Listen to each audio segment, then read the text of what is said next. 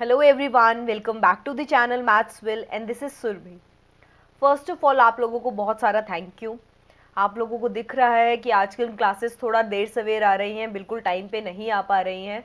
उसका कुछ personal reasons है जिस वजह से नहीं हो पा रहा है, लेकिन हाँ मेरा आपसे प्रॉमिस है कि नेक्स्ट वीक से आपकी क्लासेस बिल्कुल टाइम पे आएंगी। एक चीज़ और मैं आप लोगों से ये भी पूछना चाहती हूँ कि आप लोग किस टाइम पर प्रेफर कर रहेंगे क्लासेस को। जैसे मैंने पिछली बार 2 PM का सेशन रखा था, वो इसलिए रखा था क्योंकि मैंने अपनी सहूलियत के हिसाब से रखा था।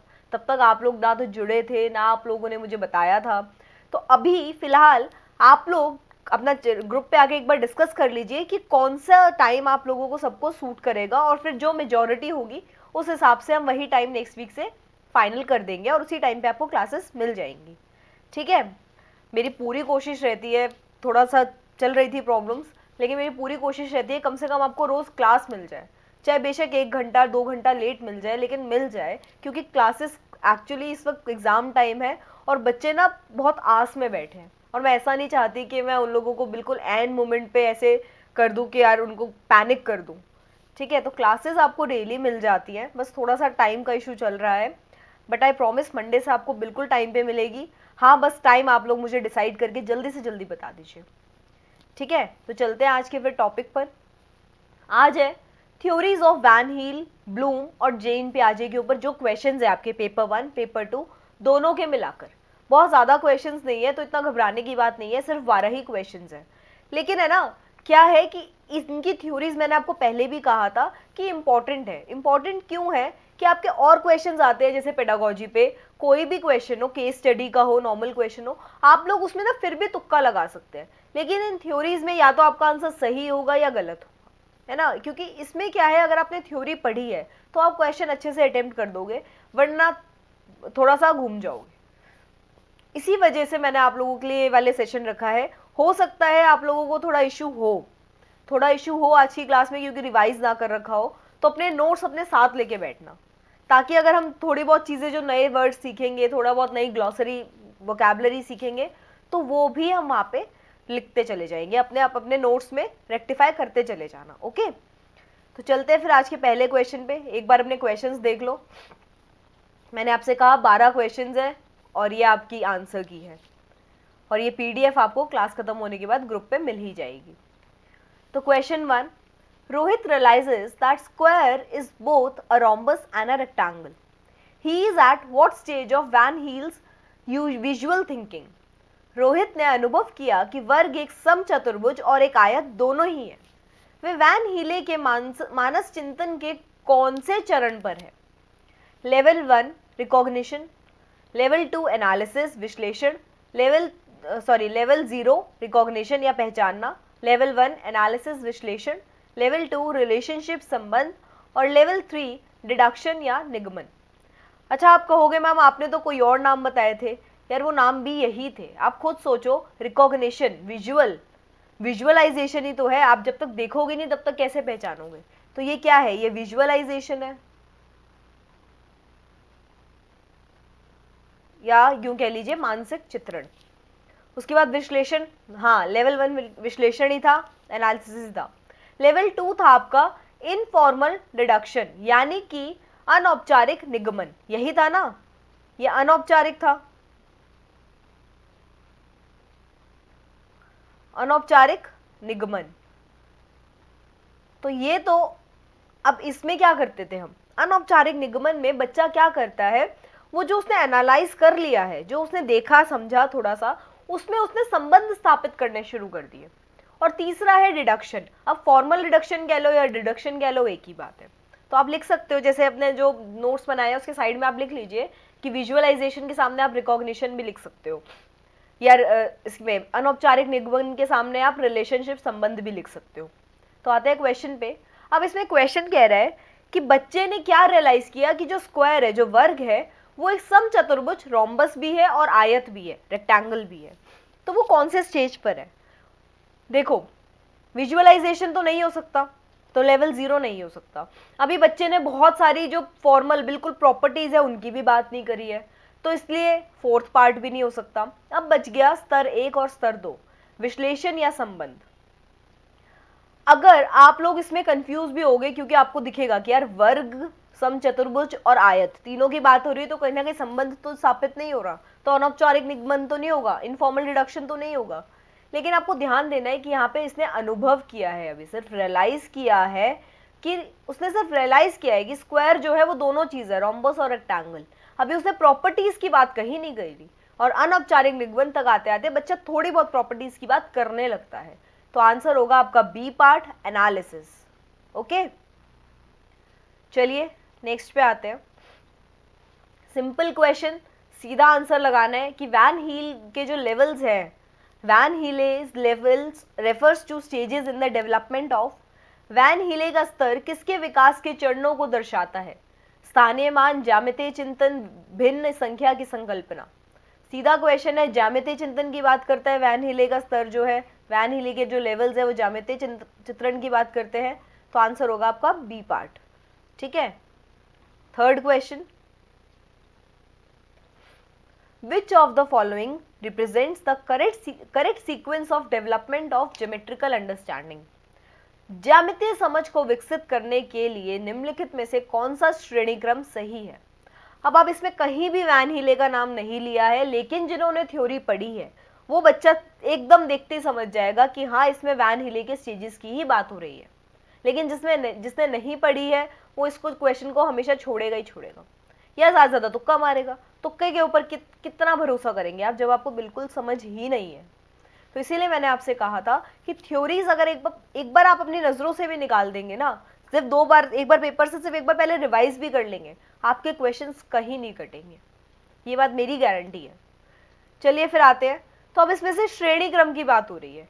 आप लोग याद करो, जब आपने वैन हीले के ये क्रम पढ़ा था, स्टेजेस पढ़े थे वैन हीले के स्टेजेस, तो उसमें हम लोगों ने सबसे पहले तो विजुअलाइजेशन ही पढ़ा था, रिकॉग्निशन ही पढ़ा था, जो भी हम पीछे भी करके आ रहे हैं। चीटिंग भी आप कर सकते हो थोड़ी बहुत, नहीं तो कोई बात नहीं, अपनी समझ से समझो। विजुअलाइजेशन था सबसे पहला, ये तो सबको ही याद होना चाहिए कि भाई बच्चा सबसे पहले तो देखता ही है चीज़ों को, समझेगा तो बाद में, देखता ही तो है। तो जैसे ही विजुअलाइजेशन है फर्स्ट, जहाँ जहाँ पे वहाँ रखो, बाकी जो ऑप्शन है उसको एलिमिनेट करते चलो। तो सी पार्ट में औपचारिक निगमन की बात हो रही है, ये तो नहीं हो सकता। उसके बाद जब बच्चे ने देखा, तो अब बच्चा उसके ऊपर एनालिसिस करेगा, अपनी सोच बनानी शुरू करेगा। तो इसको क्या कहेंगे? एनालिसिस। एनालिसिस को क्या कहेंगे? विश्लेषण। तो अब विश्लेषण ढूंढ लो। विजुअलाइजेशन के बाद विश्लेषण यहाँ पे है और यहाँ पर भी है, तो इसको काटा मार दो। ए पार्ट भी कट गया, क भी कट गया। अब इसके बाद विजुअलाइजेशन हो गई, एनालिसिस हो गई।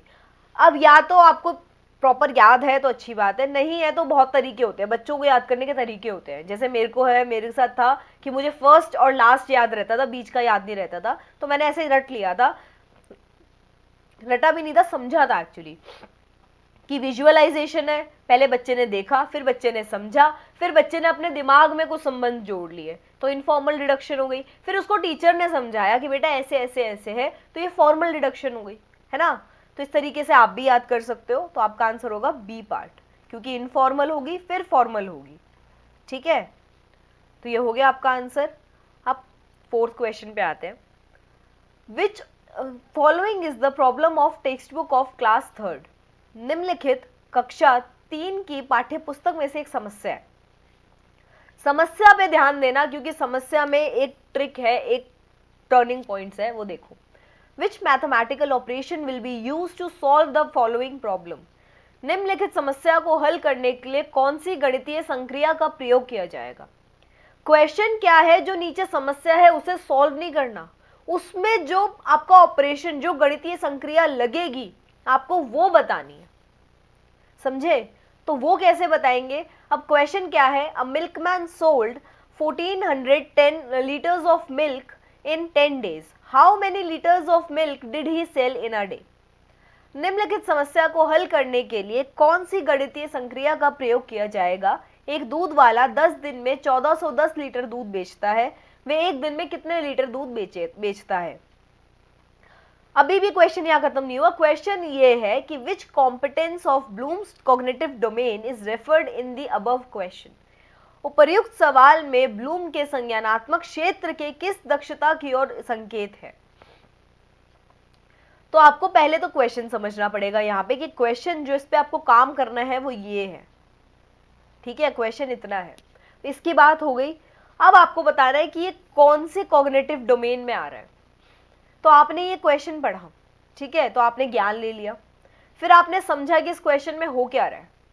इस क्वेश्चन में दूध बेचने की बात हो रही है, ठीक है, ये आपने समझ लिया।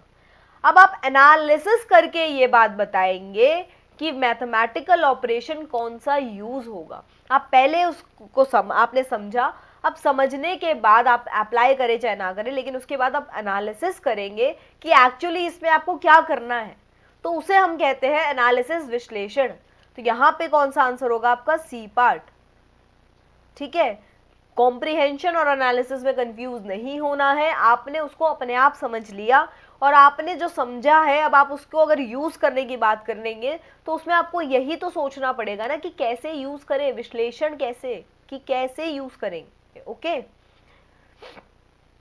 अब आते हैं हम फिफ्थ क्वेश्चन पे।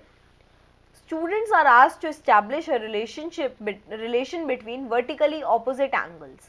They draw various figures, measure the angles and observe that vertically opposite angles are equal. विद्यार्थियों से ऊर्ध्वाधर सम्मुख कोणों के मध्य संबंध स्थापित करने के लिए कहा जाता है। वे कई आकृतियां खींचते हैं, कोणों को मापते हैं और ये देखते हैं कि ऊर्ध्वाधर सम्मुख कोण समान है। In this case, students according to Van Heel thoughts are at. इस केस में वैन हीले के विचार के अनुसार विद्यार्थी किस स्तर पर है, ठीक है, तो आपको ये स्तर बताना है। फिर से वही बात है, अगर बच्चा 10 तरीके के फिगर्स को बना रहा है, ये बना रहा है फिगर को, और उसके बाद उसमें कुछ ध्यान लगा रहा है, तो पहली बात वो विजुअलाइजेशन से तो ऊपर उठ चुका है क्योंकि अब वो बना रहा है। एनालिटिकल लेवल पे है क्या वो? आप खुद देखिए एनालिसिस में क्या होता है। बच्चे ने जो देखा उसे समझा, अभी तक बच्चे ने देख भी लिया और समझ भी लिया। अब उससे कहा, मतलब बच्चे को ये पता है कि वर्टिकली ऑपोजिट एंगल कैसे बनेगा।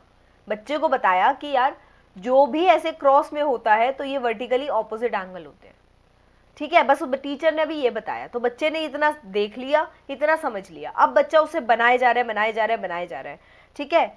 उसके बाद अब आप मुझे ये बताओ कि उसमें बच्चे ने बना भी लिया, अब बच्चा क्या कह रहा है, उसने जब 10 बनाए और उनको मेजर करा, तब उसने बताया कि मैम ये तो हर बार जो भी आपके वर्टिकली ऑपोजिट एंगल्स है ये दोनों इक्वल आते हैं, मतलब कि ये वाला एंगल और ये वाला एंगल इक्वल होता है, या ये वाला और ये वाला एंगल इक्वल होता है।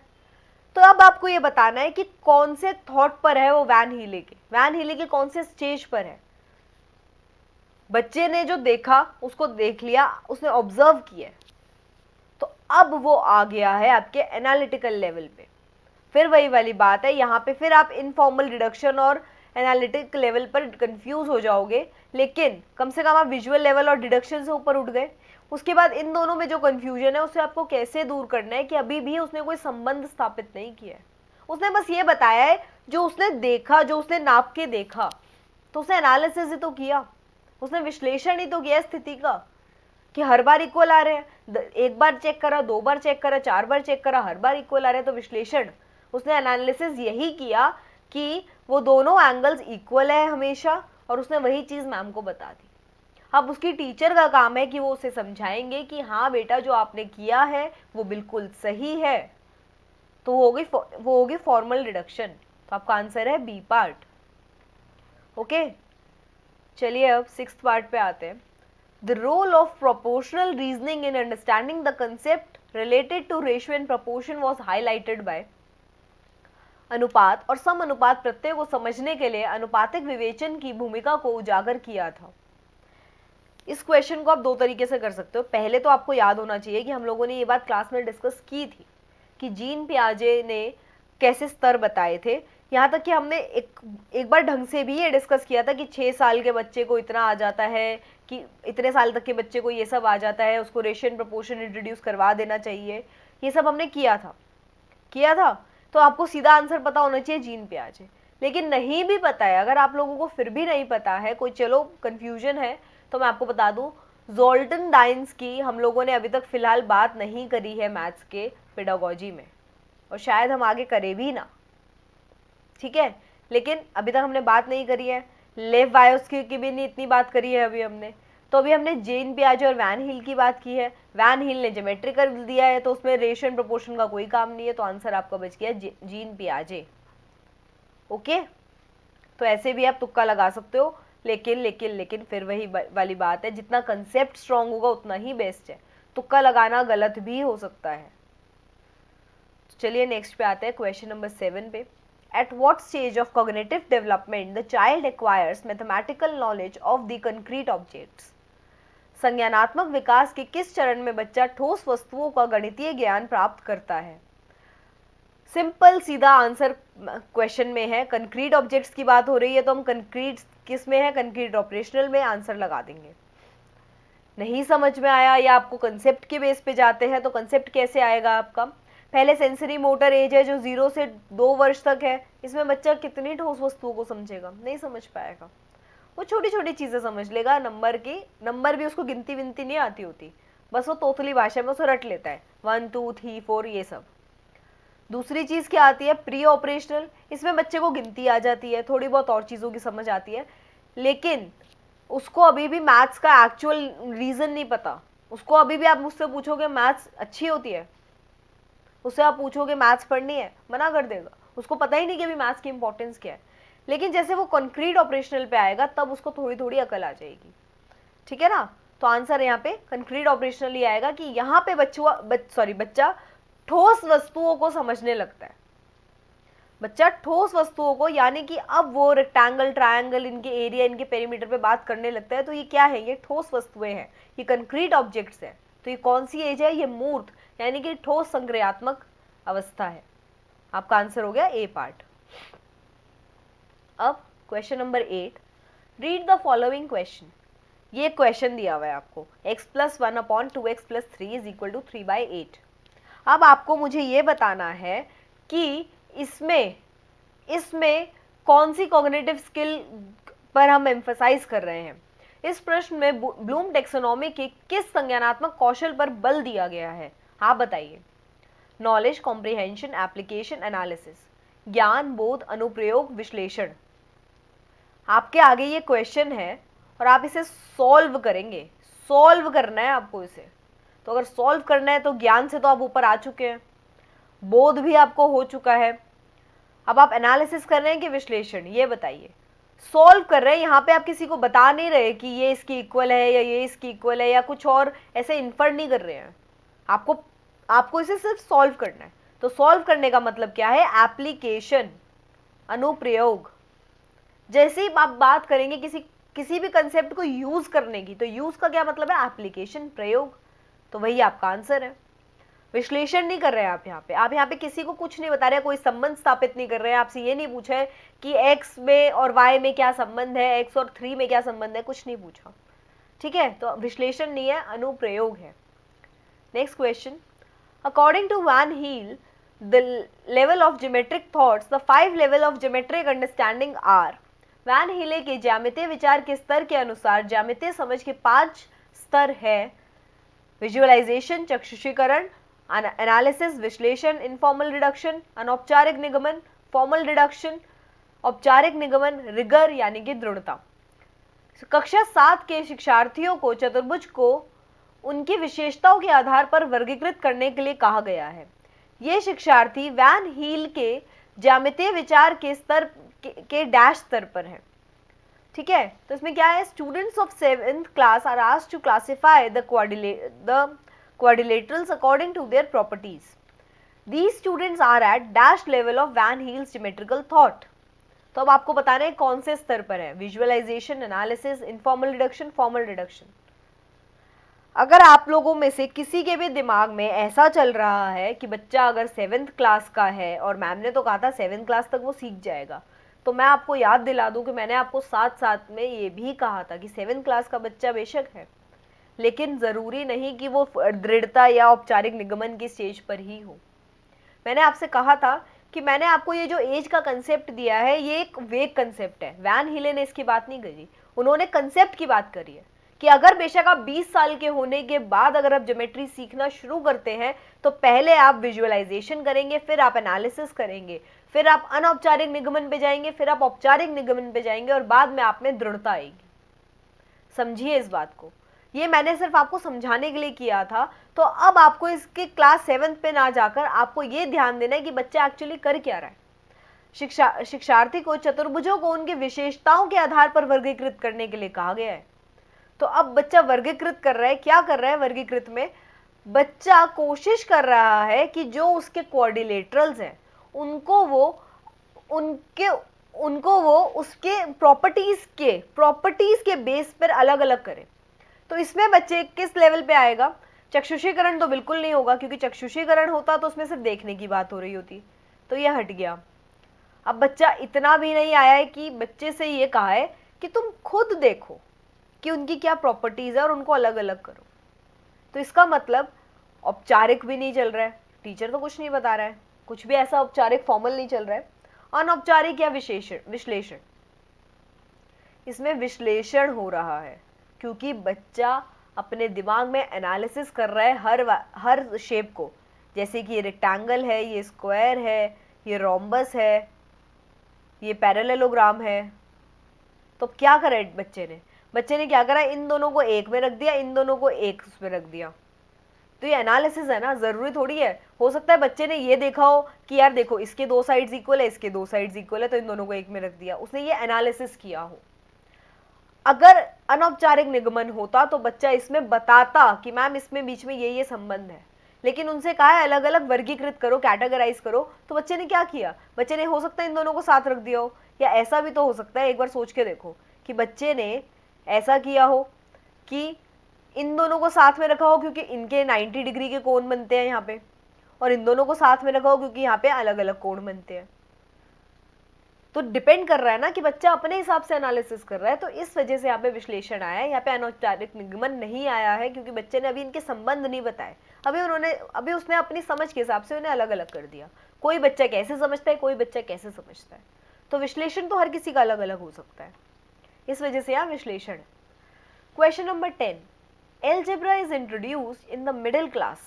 माध्यमिक कक्षाओं में बीजगणित शुरू किया जाता है। According to Piaget's theory of cognitive development, it is appropriate to introduce algebra at this stage because पियाजे के संज्ञानात्मक विकास के सिद्धांत के अनुसार इस स्तर पर बीजगणित का परिचय उचित है, क्योंकि ऑप्शंस देखिए कि बच्चा संवेदीगतिक स्तर पर है और बहुत सारे हस्त परिचालकों के साथ वह समझ सकता है। The child is at sensory motor stage and can understand with the help of lots of manipulatives. The child is at pre-operational stage and can understand abstract concepts. बच्चा पूर्व संक्रियात्मक स्तर पर है और अमूर्त संकल्पनाएं समझ सकता है। The child is at concrete operational stage and he can understand and conceptualize concrete experience by creating logical structure. बच्चा मूर्त संक्रियात्मक स्तर पर है और वह तार्किक संरचना का निर्माण करने के द्वारा मूर्त अनुभवों को समझ सकता है। The child is at formal operation stage and is fully mature to grasp the abstract concepts. बच्चा औपचारिक संक्रियात्मक स्तर पर है और अमूर्त संकल्पनाओं को ग्रहण करने के लिए पूर्ण रूप से परिपक्व है। बात तो इन्होंने चारों स्टेजेस की कर दी, लेकिन आपको देखना है कि किस बारे में बात हो रही है। बीजगणित यानी कि एलजेब्रा। जब हमने पढ़ा था तो मैंने आपको बताया था, जब हमने करिकुलम को भी जब बायरफिकेट किया था, कि प्राइमरी में ये सब इंट्रोड्यूस होता है, और प्राइमरी में मैंने आपको बताया था कि कुछ टॉपिक्स इंट्रोड्यूस होते हैं, और जब आपके अपर प्राइमरी लेवल पे कुछ इंट्रोड्यूस होते हैं, तो उसमें मैंने आपको बताया था कि जो एलजेब्रा है ये अपर प्राइमरी में इंट्रोड्यूस किया जाता है। और क्यों किया जाता है? क्योंकि इस वक्त बच्चे की जो एज है, जो उम्र है वो 11 से 15 या 14 वर्ष के बीच की मानी जाती है। तो इस एज में बच्चा कौन से उस पे होता है? बच्चा औपचारिक संक्रियात्मक चरण पे होता है, जिसमें उसको अब्स्ट्रैक्ट कंसेप्ट्स की समझ आ जाती है। और एलजेब्रा पूरा एब्स्ट्रैक्शन पे ही तो बेस्ड है। अब मैं आपको बोलूं a प्लस बी का होल स्क्वायर, इसमें मैं लिखूं a square plus 2ab plus B square. आप एक छोटे बच्चे को ले आओ, सेकंड थर्ड का बच्चा है, उससे बोलो ये, बच्चा कहेगा ये क्या कर रहे हो आप, इंग्लिश और मैथ्स कैसे लिख रहे हो एक साथ, बच्चा कंफ्यूज हो जाएगा। लेकिन वही जब आप 6-7 के बच्चे को ये फॉर्मूला दिखाओगे तो बच्चा उसको एक्चुअली समझेगा, क्योंकि उसको अब्स्ट्रैक्शन, उसको अमूर्तता की समझ आ चुकी है। ठीक है, तो आंसर आपका होगा डी पार्ट। वही वाली बात फिर से है कि इसमें हर क्वेश्चन के आपको हर लेवल को मैं नहीं समझा सकती हर क्वेश्चन के साथ, हर ऑप्शन को जैसे हम बाकी क्वेश्चंस में करते हैं कि हर क्वेश्चन को, हर ऑप्शन को समझते हैं, वैसे इसमें नहीं हो सकता। इसमें या तो आंसर होगा या नहीं होगा। ठीक है ना, तो चलिए अपना second last question, question number 11। Following is a problem from text book of class 6। मैं फिर से वही कहूंगी, क्लास 6 क्लास 7 देख के परेशान नहीं होना है, आपका आंसर वही है। निम्नलिखित में से एक समस्या है जो कक्षा 6 से ली गई है। रेखीय व्यंजक के माध्यम से निम्नलिखित कथन को अभिव्यक्त कीजिए। Express the following statement through linear expression. Neha has 7 more toffees than Megha. If Megha has X toffees, then how many toffees does Neha have? Neha के पास मेघा की तुलना में 7 अधिक टॉफियां हैं। यदि मेघा के पास X टॉफी है तो नेहा के पास कितनी टॉफियां होंगी? Which competence of Bloom's cognitive domain is referred in the above question? इस सवाल में ब्लूम के संज्ञानात्मक क्षेत्र की किस क्षमता की ओर संकेत किया गया है? Knowledge, comprehension, analysis, synthesis. ज्ञान, बोधन, विश्लेषण, संश्लेषण। अब बताइए कैसे होगा यहाँ पे? क्या इसमें ज्ञान की बात तो बिल्कुल नहीं हो रही है, क्योंकि अगर ज्ञान हो रहा होता तो आपको सब कुछ बताना पड़ता बच्चे को। उन्होंने बच्चे को बता दिया है, उन्होंने सब कुछ बता दिया है कि एक्स की मतलब टॉफीज के बारे में, ये प्लस माइनस के हिसाब से है। अब इसमें बोध कर रहा है बच्चा, एनालिसिस कर रहा है, संश्लेषण कर रहा है, ये आपको बताना है। नेहा है 7 more टॉफीज देन मेघा। तो अगर मेघा के पास इतनी टॉफीज है तो बच्चे को ये बताना है, उसको इस बात का बोध करना है, उसको खुद अपने दिमाग में सोचना है कि उसके पास अगर एक्स टॉफीज है तो उसमें वो 7 ऐड कर देगी तो उसका काम हो जाएगा। तो ये क्या है? ये बोध कर रहा है बच्चा, कॉम्प्रिहेंड कर रहा है, वो अपने दिमाग में समझ बना रहा है कि नेहा के पास मेघा की तुलना में 7 टॉफी ज्यादा है। ठीक है ना, तो अगर मेघा के पास x है तो नेहा के पास x+7 हो जाएंगी। तो ये उसकी समझ है, ये उसका बोध है। अभी वो इसमें एनालिसिस कुछ नहीं कर रहा, वो सिर्फ बोध कर रहा है। तो आंसर आ जाएगा आपका कॉम्प्रिहेंशन। ओके, बोधन।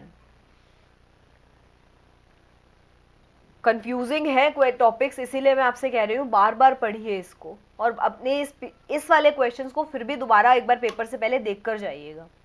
आज के लास्ट टॉपिक पे आते हैं। According to revise taxonomy, the cognitive objective that can be achieve through the following task. Bloom के संशोधित वर्गीकरण के अनुसार नीचे दिए गए कार्य भारतीय गणितज्ञों के योगदान पर पावरपॉइंट प्रस्तुतिकरण बनाएं। इसमें ये जो पावरपॉइंट प्रस्तुतिकरण है, ये कंट्रीब्यूशन क्या है? Prepare a PowerPoint presentation on contribution of Indian mathematics. तो इसके द्वारा जिस ज्ञानात्मक उद्देश्य की उपलब्धि हो सकती है, हमें वो बताना है कि इसके द्वारा कौन सा ऑब्जेक्टिव हमें ब्लूम के टेक्सोनॉमी का अचीव हो रहा है। रिमेंबरिंग, अंडरस्टैंडिंग, एनालिजिंग या क्रिएटिंग। याद करना, समझना, विश्लेषण करना या सृजन करना। देखो, अगर बच्चे ने पीपीटी बनाई है, पूरी पीपीटी बनाई है, अगर मैं आपके सामने आज एक पीपीटी लेकर बैठी हूं, तो इसका मतलब क्या है? इसका मतलब ये है कि बच्चे ने याद तो कर ही लिया है, तभी तो उसने अपना प्रोजेक्ट बनाया है। मैं आपसे कहूं कि आप एक चीज पे एक प्रोजेक्ट बना दीजिए, तो प्रोजेक्ट बनाने के लिए आपको सबसे पहले उस टॉपिक को समझकर याद तो करना होगा, तभी तो आप उसका प्रोजेक्ट बनाओगे। और अगर आपने याद किया तो समझा ही होगा, मैंने आपसे कहा समझकर याद करना होगा, तभी आप एक प्रोजेक्ट बना पाओगे। ऐसा नहीं है कि मैं कोई भी क्वेश्चन कहीं भी डाल दूं, या सबसे पहले आंसर की रख दूं, या सबसे पहले आपको थैंक यू बोल के चले जाऊं। ऐसा नहीं होता ना। तो आपको समझना पड़ेगा कौन सी चीज को पहले समझाना है, कौन सी चीज को बाद में, इस तरीके से। अगर आपने एक पीपीटी बनाई है तो आपने विश्लेषण तो पक्का किया होगा, एनालिसिस तो पक्का ही किया होगा कि उसमें वो कैसे काम करेगी, उसमें आपको कैसे क्या क्या चीज़ों को समझाना है, या कैसे वो किस टॉपिक के बारे में आप बता रहे हैं। तो एनालिसिस भी आपका पहले ही हो चुका है। लेकिन जो ये आपने पीपीटी बनाई है इसमें आपने कुछ क्रिएट किया है, कुछ सृजन किया है, ये आपकी क्रिएटिविटी को भी दर्शाएगा। हर बच्चा बात तो वही करेगा, कंसेप्ट उसका वही होगा, याद उसको उतना ही रहेगा, एनालिसिस भी उसकी उतनी ही रहेगी, लेकिन वो जिस तरीके से उसको सजाएगा, जिस तरीके से उसमें क्रिएटिविटी भरेगा, वही चीज़ यहाँ पे उभर के आएगी। ठीक है ना? तो यही है आपका आंसर डी, क्रिएटिविटी, सृजन करना। और ये है आपके आंसर की। और इसके बाद हम आ जाते हैं थैंक यू सो मच, आप लोग मेरे साथ जुड़े रहे, आप लोगों ने फिर भी भरोसा रखा, टाइम पर नहीं भी मिली क्लास तो कि आपको क्लास शाम तक मिल ही जाएगी। तो आप लोग प्लीज़, मेरा आपसे फिर से वही रिक्वेस्ट है कि आप लोग एक बार ग्रुप पे आके डिस्कस करके टाइमिंग सेट कर लेना, अगर वही वरना मैं वही 2 बजे रख लूँगी अपनी टाइमिंग्स को, या जैसा मुझे ठीक लगेगा फिर मैं वही करूँगी। बाकी हाँ ये है कि आप लोग अगर बता देते तो मुझे भी अच्छा लगता कि हाँ मुझे सुन रहे हो, आप लोग समझ रहे हो, मैं भूतों से बातें नहीं कर रही हूँ, असली जीव जंतु हैं जिनसे मैं इंटरेक्ट कर रही हूँ। और फिर वही बात कि अगर आप लोगों को अच्छा लगा हो मेरा सेशन, अगर आप लोगों को मेरी मेहनत पसंद आ रही हो तो सपोर्ट कीजिए, लाइक कीजिए, सब्सक्राइब कीजिए। एक एक सब्सक्रिप्शन ना मेरे अंदर इतना मोटिवेशन लेकर आता है, जब मैं देखती हूँ ना अरे एक सब्सक्राइबर और बढ़ा है, इसका मतलब हाँ लोग जुड़ रहे हैं, लोगों को पसंद आ रही है मेरी मेहनत, तो इतना मोटिवेटेड फील होता है। तो प्लीज़ यार आप लोग सब्सक्राइब, लाइक, शेयर सब कीजिए, कमेंट्स करके आप अगर कोई डाउट है तो वो पूछिए, कोई सजेशन है तो वो दीजिए, यू आर ऑलवेज वेलकम। सो आज की क्लास यहीं तक रखते हैं। आज की क्लास के लिए थैंक यू सो मच।